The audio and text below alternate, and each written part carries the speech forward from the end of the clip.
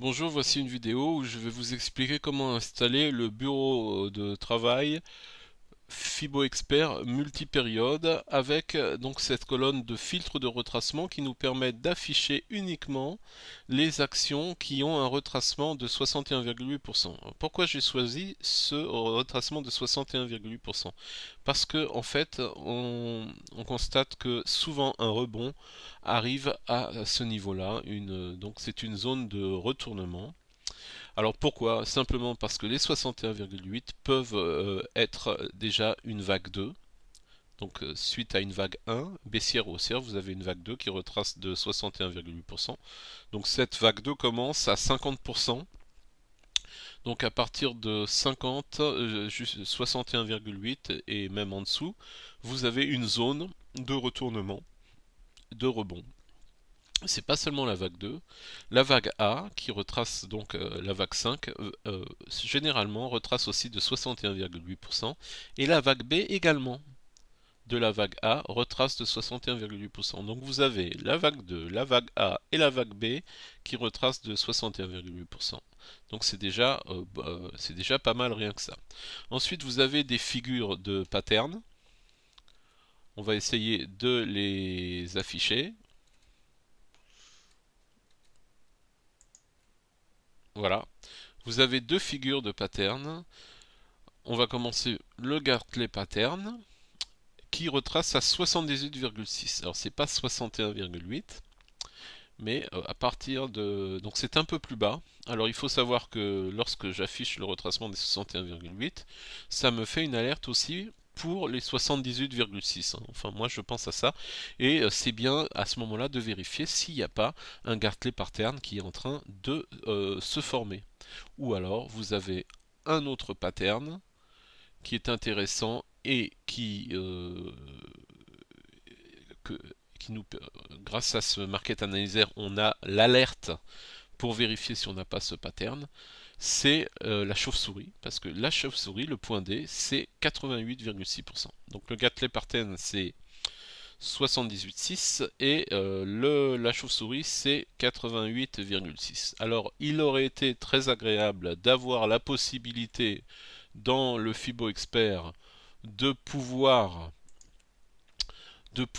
afficher aussi ces retracements, donc d'avoir la possibilité de modifier donc les valeurs du Fibo Expert et de pouvoir afficher les 78,6 et les 88,6 qui sont des niveaux de retracement très intéressants puisqu'ils correspondent à des patterns importants qui sont la chauve-souris et le Gartley.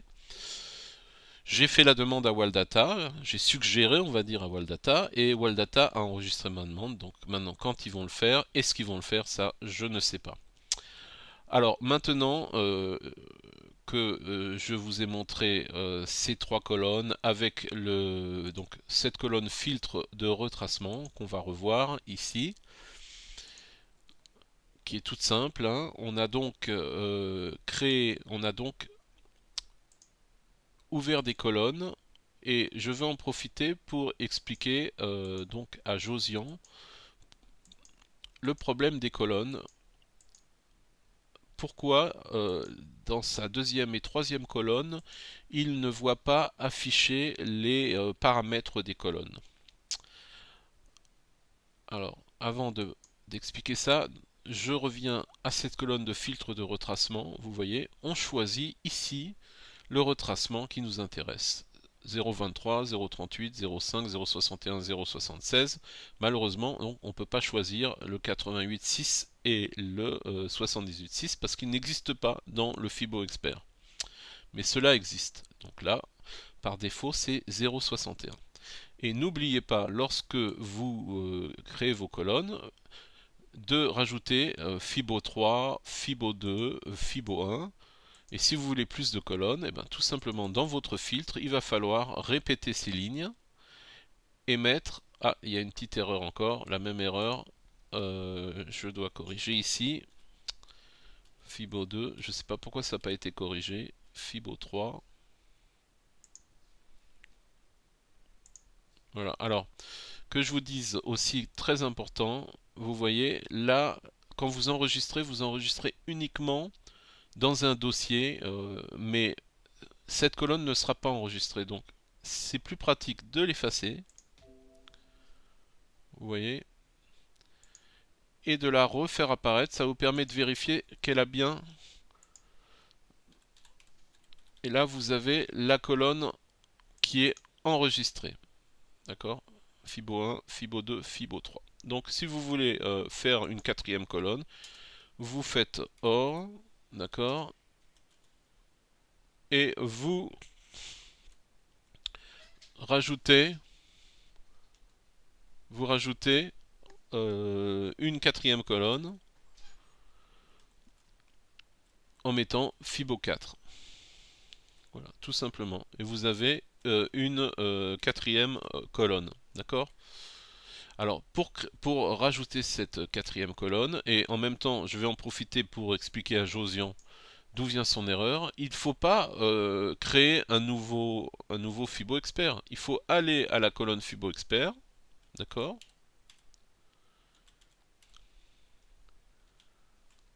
Et à ce moment-là, vous avez Fibo Expert détection des signaux que vous ouvrez, et vous avez votre colonne, et ensuite vous l'appelez Fibo 4, d'accord? Voilà. Et de cette manière, vous avez donc votre colonne, donc Fibo 4, voilà, on le met ici, et on rajoute donc une quatrième colonne.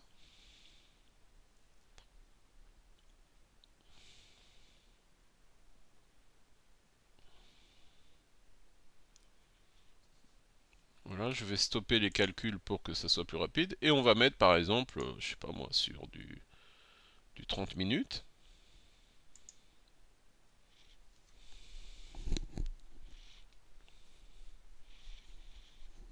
Et là, vous avez une colonne supplémentaire pour, euh, pour trouver des retracements. Voilà, bon, ça change pas grand-chose, hein. On a que toujours sur Total et GDF Suez. Alors, si vous maintenant vous voulez créer une colonne sans prendre à partir du modèle de la colonne Fibo Expert, qu'est-ce qui va se passer? Vous créez une colonne Fibo Expert, d'accord?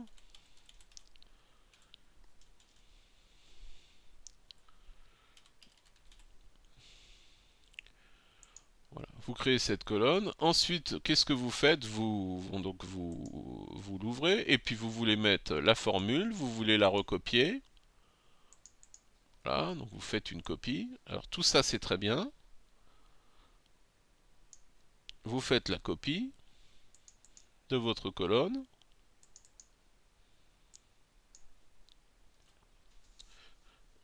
Vérifiez la syntaxe. OK. Mais lorsque vous allez mettre votre market analyzer, il va manquer quelque chose.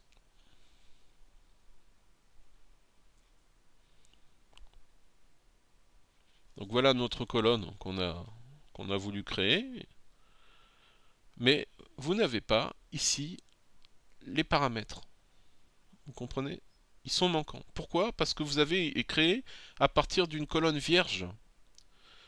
Donc ça, vous allez avoir le code qui va apparaître, mais vous n'allez pas avoir ici, dans le titre, les paramètres qui s'affichent. Tout simplement parce que vous avez créé à partir d'une colonne vierge. Donc il ne faut pas créer à partir d'une colonne vierge.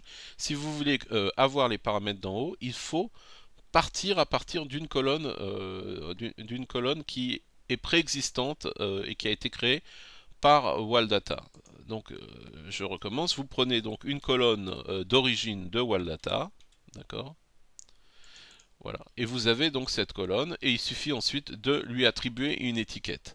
Maintenant, si vous voulez modifier le code de cette colonne, et pour pouvoir avoir, un petit peu avoir accès à d'autres paramètres, alors vous pouvez le faire, mais surtout vous modifiez le nom, vous enregistrez sous un nouveau nom, et surtout après vous effacez, parce que là elle n'est pas enregistrée véritablement, et vous ouvrez la nouvelle colonne que vous avez créée. D'accord? Et faites attention quand vous enregistrez, si vous modifiez cette colonne, de l'enregistrer sous un nouveau nom. D'accord? Ici, sauvé dans la librairie, donc enregistrer comme nouveau modèle. Hein, vous changez le nom et vous enregistrez comme nouveau modèle si vous avez modifié cette colonne. Voilà.